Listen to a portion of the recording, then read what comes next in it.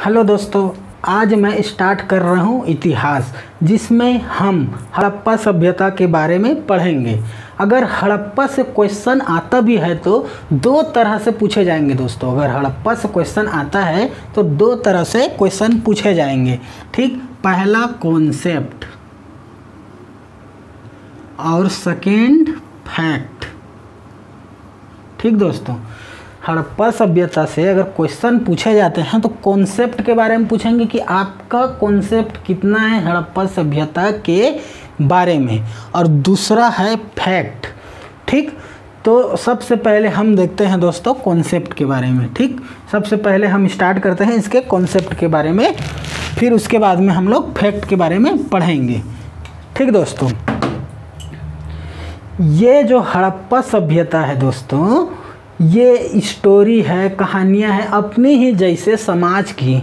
ठीक, तो हम कहानी के तौर पर इसे जानने की कोशिश करते हैं। ठीक, तो सबसे पहले दोस्तों सन 1826 में चार्ल्स मैसेंज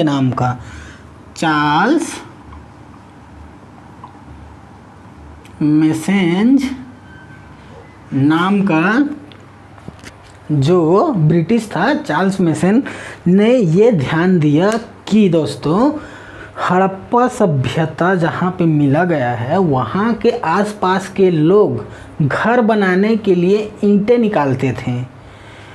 उसे ईंटें खरीदनी नहीं पड़ती थी दोस्तों।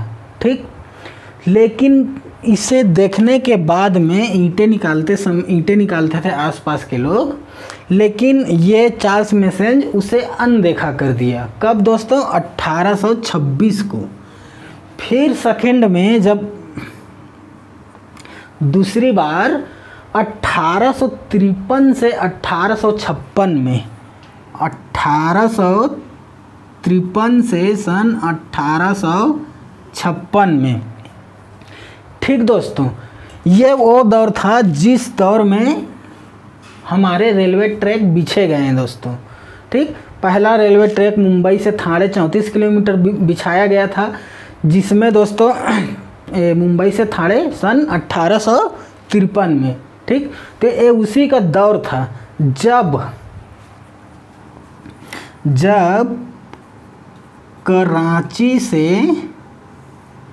कराची से लाहौर, ये उस समय का दौर था दोस्तों, जिस समय ये जो भी पाकिस्तान है जो अलग है अभी के दौर में, ये उस समय हमारे हिंदुस्तान का ही एक हिस्सा था दोस्तों। ठीक ना, तो उसी समय का दौर था कराची से लाहौर में। उस समय रेलवे ट्रैक बिछाने के लिए खुदाई का काम चल रहा था दोस्तों। उस समय रेलवे ट्रैक बिछाने के लिए खुदाई का काम चल रहा था। तो जो खुदाई का काम चल रहा था उसमें जो मेन काम को देखने वाला था उसका नाम था कनिंघम। ठीक दोस्तों, उसका नाम, जो मेन काम को देख रहा था उसका नाम कनिंघम था।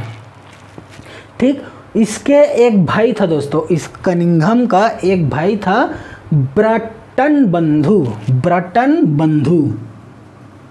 जो भाई का नाम था ब्रटन बंधु। ठीक दोस्तों, ब्रटन बंधु का कहना है कि जब खुदाई का काम चल रहा था उस समय भी ईंटें और सामग्री मिली जिसे लोग ले जा रहे थे। जो वहाँ पे काम करने वाले जो लोग थे वो ईंटें और जो सामग्री पाई गई थी उसे ले जा रहे थे। ये इसका कहना है किसका? ब्रटन बंधु का। तो दोस्तों इसे भी अनदेखा कर दिया। 1826 में चार्ल्स मैसेंज ने हड़प्पा सभ्यता के आसपास के लोगों को घर बनाने के लिए ईंटें ले जा रहे थे उसे भी अनदेखा कर दिया, और दूसरा जो 1853 से 1856 जो दौर था रेलवे ट्रैक बिछाने का उसे भी अनदेखा कर दिया। ये ठीक दोस्तों, अब हम बात करते हैं सन 1921 की।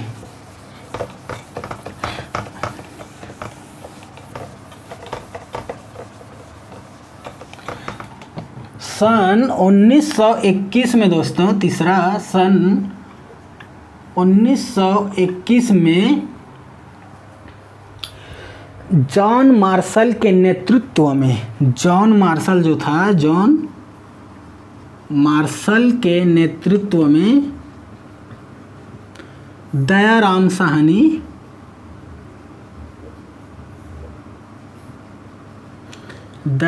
साहनी ने खुदाई का काम करवाया। ठीक दोस्तों, हड़प्पा का खुदाई किया गया। ये अचंभव की बात है कि थोड़ी सी ही खुदाई में दोस्तों पूरा का पूरा शहर बाहर निकल आया। थोड़ी सी ही खुदाई किया, दयाराम साहनी ने करवाया सन 1921 में, तो पूरा का पूरा शहर निकलकर बाहर आया। तो उसी प्रकार दोस्तों सन 1922 में मोहनजोदाड़ो को, ठीक इसी प्रकार सन 1922 में भी राखालदास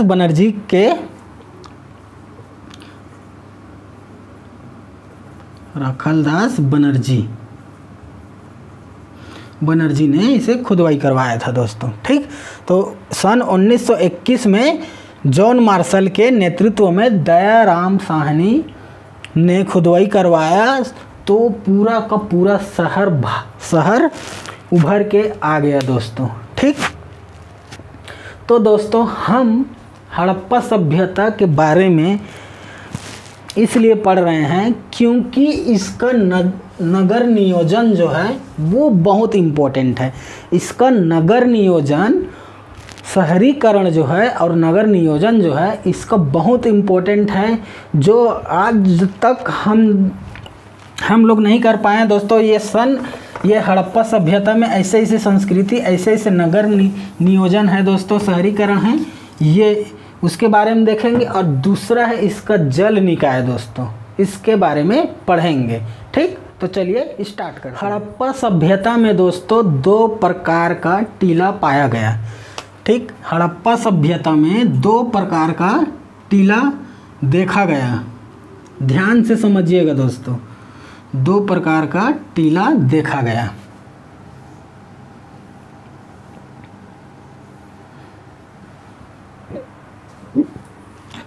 ठीक, ये छोटा है और ये बड़ा टीला, मतलब इसे पूर्वी टीला के नाम से जाना जाता था। इसे पूर्वी टीला और इसे पश्चिम टीला। ठीक दोस्तों, पूर्वी टीला, इसे पश्चिम टीला। ये दुर्ग और गढ़ भी कहलाते थे दोस्तों, ये दुर्ग और गढ़ भी था। ठीक, इसकी खासियत ये थी दोस्तों कि जो पश्चिमी टीला में पुरोहित लोग ही निवास करते थे। पुरोहित लोग मतलब, पुरोहित का मतलब जो हड़प्पा सभ्यता में जो अमीर लोग थे दोस्तों, जो अमीर लोग थे वो पश्चिम टीला में निवास करते थे, और जिसकी जो इससे थोड़ा सा गरीब रहते थे वो यहाँ शहर में निवास करते थे।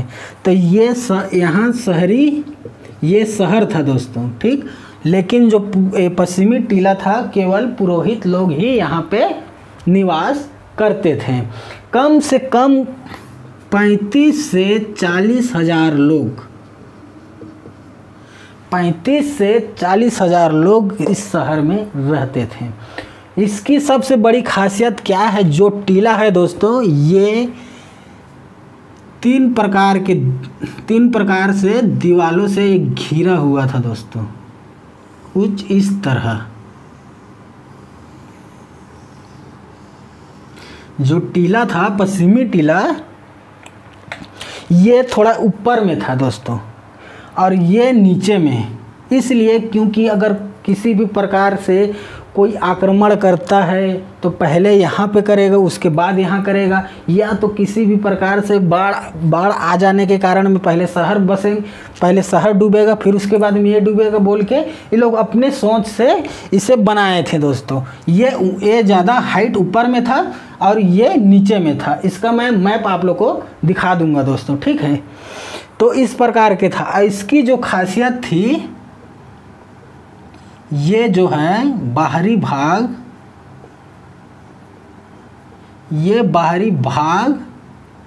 पकी ईंटें थी दोस्तों, पकी हुई ईंटें थी। बाहरी भाग को जो घेराव किए थे वो पकी हुई ईंटें थी, ठीक। और जो अंदर में इसके अंदर में था वो कच्ची मिट्टी का ईंट थी, कच्ची मिट्टी का ईंट, ठीक दोस्तों।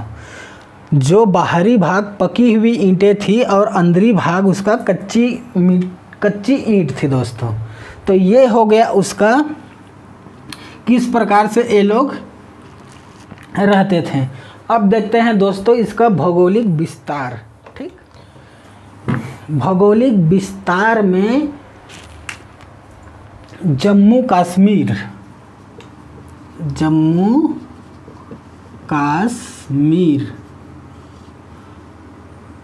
उत्तर प्रदेश, महाराष्ट्र, जम्मू कश्मीर, उत्तर प्रदेश, महाराष्ट्र और बलूचिस्तान,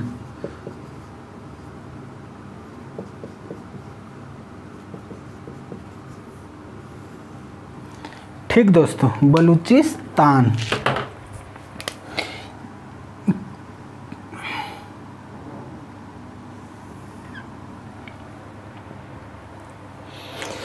जम्मू कश्मीर जो मांडा के नाम से जाना जाता था, मांडा, ठीक दोस्तों। और जो उत्तर प्रदेश है उसे आलमगीरपुर,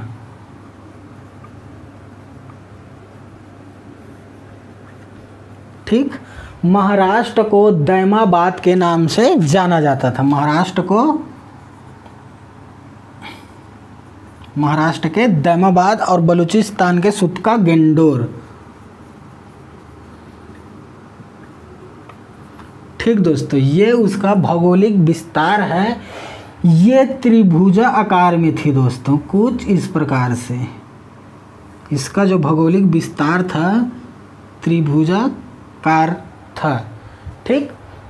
लगभग 12,99,600 किलोमीटर स्क्वायर के त्रिभुजाकार क्षेत्र में विस्तृत थी दोस्तों, ठीक। यह सभ्यता भारतीय उपमहाद्वीप के उत्तर पश्चिम में पंजाब, सिंधु, बलूचिस्तान, राजस्थान, गुजरात, पश्चिमी उत्तर प्रदेश तथा उत्तरी पूर्वी महाराष्ट्र के विविध क्षेत्रों में फैली थी। तो ये हो गया दोस्तों इसका भौगोलिक विस्तार, ठीक। लगभग 12,99,600 किलोमीटर स्क्वायर पे। अब हम बात करते हैं नगर नियोजन के बारे में दोस्तों। इसे आप लोग अच्छे से एकदम कॉन्सेप्ट से समझिएगा दोस्तों। नगर नियोजन के बारे में थोड़ा सा इसका थ्योरी बता लेता हूँ, फिर मैं इसका डायग्राम बना के आपको अच्छे से डिफाइन करके बताऊँगा, ठीक। तो थोड़ा सा थ्योरी मैं बता रहा हूँ। नगर नियोजन के अंतर्गत नगरों में सार्वजनिक एवं निजी भवन, रक्षा प्राचीर, सार्वजनिक जलाशय, सुनियोजित मार्ग व्यवस्था तथा सुंदर नलियों का निर्माण किया गया दोस्तों, ठीक। इतनी उच्च कोटि का नगर विन्यास समकालीन किसी सभ्यता में नहीं था, ठीक दोस्तों। हड़प्पा सभ्यता के नगर का अभिविन्यास शतरंज के भांति होता था, जिसमें उत्तर दक्षिण हवाओं का लाभ उठाते हुए सड़कें उत्तर से दक्षिण तथा पूर्व से पश्चिम की ओर जाती थी।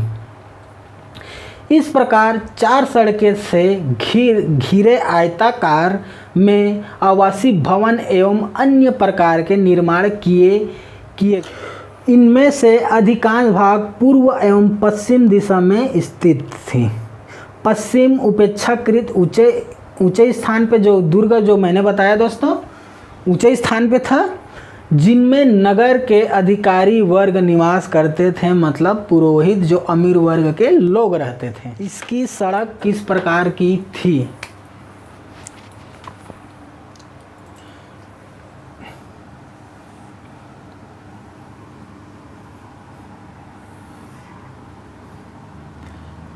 राजमार्ग की तरह दोस्तों लगभग 10 मीटर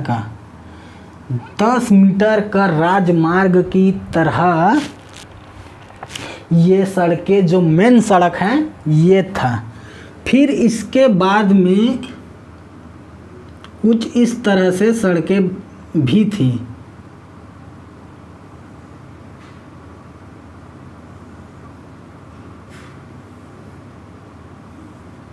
ठीक दोस्तों, उसके बाद में ऐसे सड़कें बनाई गई थी जो राजमार्ग से थोड़ा छोटा था। अब इसके बाद में गलियां भी बनाई गई, गलियां भी थी दोस्तों। ये गलियां कुछ इस प्रकार से था। ठीक दोस्तों, कुछ इस प्रकार से था।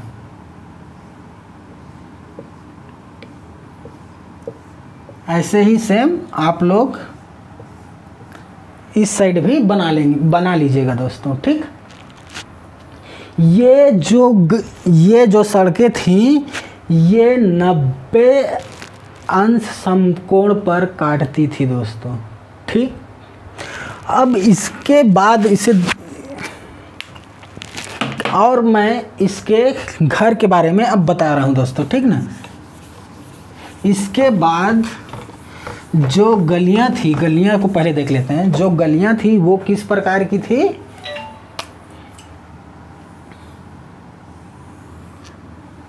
ठीक दोस्तों, इसके बाद जो गलियां थी वो गलियां से इस प्रकार से घर का निर्माण था। इसकी जो घर का दरवाज़ा जो था दोस्तों वो मेन रोड से ना होकर के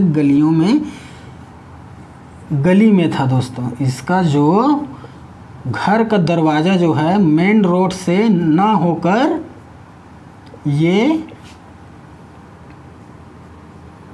इसके गली से दरवाज़ा निकलता था दोस्तों। लोथल एक लौता ऐसा था जहाँ पे मेन रोड पे उसका दरवाज़ा पाया गया, लोथल। और लोथल में चावल का साक्ष्य भी मिला गया है दोस्तों, ये याद रखिएगा। कुछ इस प्रकार से ये सब घरें बनाई गई थी दोस्तों। ये सब घर थी कुछ इस प्रकार से। ये जो है गलियां हो गई दोस्तों इस प्रकार से, और ये जो है वो घर के रूप में बनाया गया था। ठीक, इसे भी आप लोग नोट करते जाइएगा दोस्तों। अब इसके बाद में दोस्तों मैंने सड़कें के बारे में बताया दोस्तों, और जो गलियों के बारे में भी देख ली। अब देखते हैं घर के अंदर कैसे डिजाइन का मैप बनाया गया था, किस डिजाइन से घर को बनाया गया था उसके बारे में थोड़ा सा देख लेते हैं हम लोग। जो घर थी दोस्तों, हर एक घर में ये जो हमारा है, ये जो है ये हमारा गली हो गया दोस्तों। ठीक, अब एक एक घर में हम देखते हैं तो ये दरवाज़ा हो गया हमारा। ठीक ना, ये दरवाज़ा होने के बाद ये जाने का दरवाज़ा हो गया। जाने के दरवाजे में यहाँ पे एक बड़ा सा दीवार खड़ा कर देते थे दोस्तों। इस बीच में एक बड़ा सा दीवार खड़ा रहता था, और उसके साथ यहाँ पे हर एक घर के बीच में आंगन पाया गया दोस्तों। कुछ इस प्रकार आंगन पाया गया है हर एक घर में। एक बड़ा दीवार बीच में, ताकि जो लोग आए जाएं वो लोग देख ना पाए दोस्तों, या तो किसी भी प्रकार की चोरी या व्यवस्था, किसी भी प्रकार का लड़ाई झगड़ा जो भी होगा दोस्तों, तो यहाँ से डायरेक्ट ना देख पाए दोस्तों, इसलिए इसे बनाया गया। तो जो जाएगा दोस्तों कुछ इस तरह, या तो इधर से जाएगा या तो इधर से जाएगा, ठीक। अब इसके बाद में यहाँ पे पाया गया दोस्तों, घर के अंदर में एक कुआं पाया गया। हर एक घर के अंदर में कुआं पाया गया। कुआं के जस्ट बगल में स्नानागार पाया गया।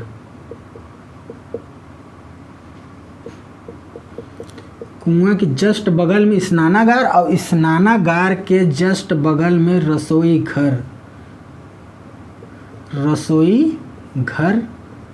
पाया गया। कुआं पाया गया, स्नानागार पाया गया, रसोई घर पाया गया दोस्तों। ये इन तीनों का जो पाइप पानी है, ठीक दोस्तों, ये ऐसी व्यवस्था के साथ में यहाँ से ऐसे नाली बना के दोस्तों, ऐसी व्यवस्था किए गए थे कि यहाँ से इस प्रकार नाली थी। नाली से जो सीधा गली की किनारे किनारे जाके दोस्तों, मेन रोड के अंदर से पानी जाके सीधा पानी शहर से कहीं दूर जाती थी दोस्तों। ये थी इसका जल निकाय की व्यवस्था, नाली की व्यवस्था, जो आज भी हमारे समाज, हमारी सभ्यता इनके बारे में नहीं जान पाए दोस्तों, ठीक।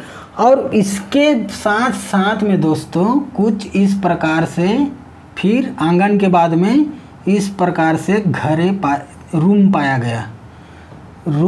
गया दोस्तों। रूम के साथ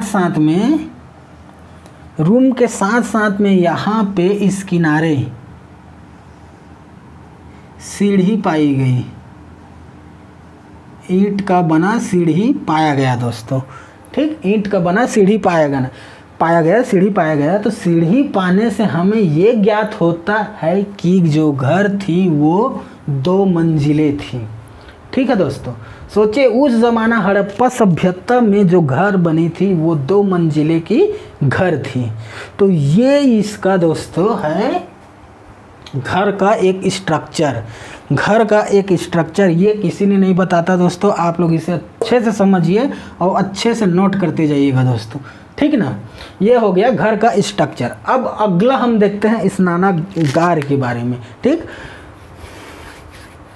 बृहद स्नानागार या विशाल स्नानागार, जिसे डॉक्टर अग्रवाल ने महाजग कुंड नाम से संबोधित किया, उत्तर दक्षिण की ओर इसकी लंबाई 39 फुट तथा पूर्व से पश्चिम की ओर 23 फुट तथा इसकी गहराई 8 फुट है। मतलब ये हम कह सकते हैं कि इसकी लंबाई जो लंबा है 11.88 मीटर का है, चौड़ाई जो है 7.01 मीटर का है, और गहरा जो है 2.43 मीटर का इसका स्नानागार का गहरा है, ठीक। नीचे तक पहुंचने के लिए इसमें उत्तर में और दक्षिण में 2 सीढ़ियाँ बने थे। इसका जो 2 सीढ़ियाँ बने थे, पक्की ईंटों का जो सीढ़ियाँ बना हुआ था। इस बृहद स्नानागार के 3 तरफ को कोठरिया मुख बरादे बने थे, जिसका उपयोग कपड़े बदलने के लिए किया जाता था, ठीक दोस्तों। इसमें जो कोठरियाँ बनाई गई थी जिसका उपयोग कपड़े बदलने के लिए किया जाता था। स्नानागार में प्रवेश के लिए 6 प्रवेश द्वार थे।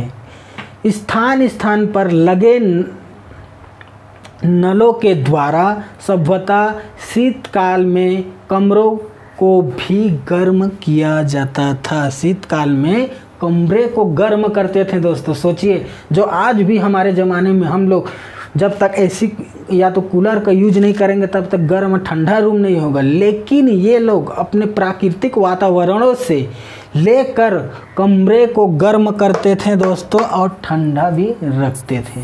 तो ये इनकी दोस्तों अन्नागार।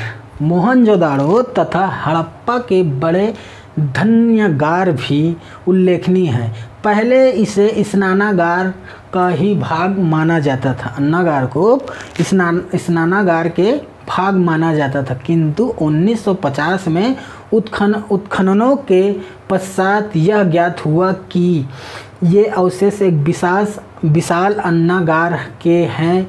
महाजलकुंड के समीप पश्चिम में मोहनजोदाड़ो का अन्नागार पक्की ईंटों के विशाल चबूतरे पर निर्मित है दोस्तों, ठीक, जिसका आकार 150 इंटू 75 की चौड़ाई तथा 75 फुट है।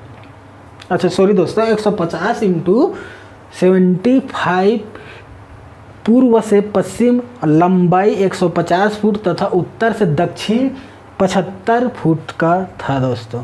इसका अन्नागार में 52 फुट लंबी और 12 समांतर दीवारें थी। इस जो अन्नागार बनाया गया था उसमें 12 समांतर दीवारें हैं दोस्तों। इस अन्नागार में हवा आने का समुचित प्रबंध किया गया है। इसके उत्तर की ओर एक चबूतरा है जो अन्न को रखने तथा निकालने की सुविधा हेतु किया गया था दोस्तों। तो ये उसके अन्नागार के बारे में दोस्तों। अब बात करते हैं नगर नियोजन के महत्वपूर्ण तथ्य के बारे में। सबसे पहला तथ्य आप लोग समझिए, हड़प्पा संस्कृति का एक मुख्य विशेषता थी उसकी जल निकाय प्रणाली, जहां नलियां सड़कें के समांतर बहती थी। कुआं प्रायः सभी घरों में पाया जाता था दोस्तों, कुआं सभी घरों में पाया जाता था। अन्नागार इस संस्कृति के महत्वपूर्ण केंद्र थे। मोहनजोदाड़ो में गढ़ तथा निचले शहर के मध्य सिंधु नदी बहती थी। भवन निर्माण में प्रकाश व्यवस्था का पूर्ण ध्यान रखा जाता था दोस्तों। तो आज की क्लास में हम ये देखें दोस्तों कि हड़प्पा सभ्यता का कॉन्सेप्ट के बारे में दोस्तों। अब हम इसके नेक्स्ट क्लास में इसके फैक्ट के बारे में जानकारी लेंगे दोस्तों। अगर वीडियो अच्छा लगा हो तो लाइक, सब्सक्राइब, शेयर जरूर करिएगा दोस्तों। आज के लिए हमारा क्लास यहीं पे समाप्त होता है। धन्यवाद।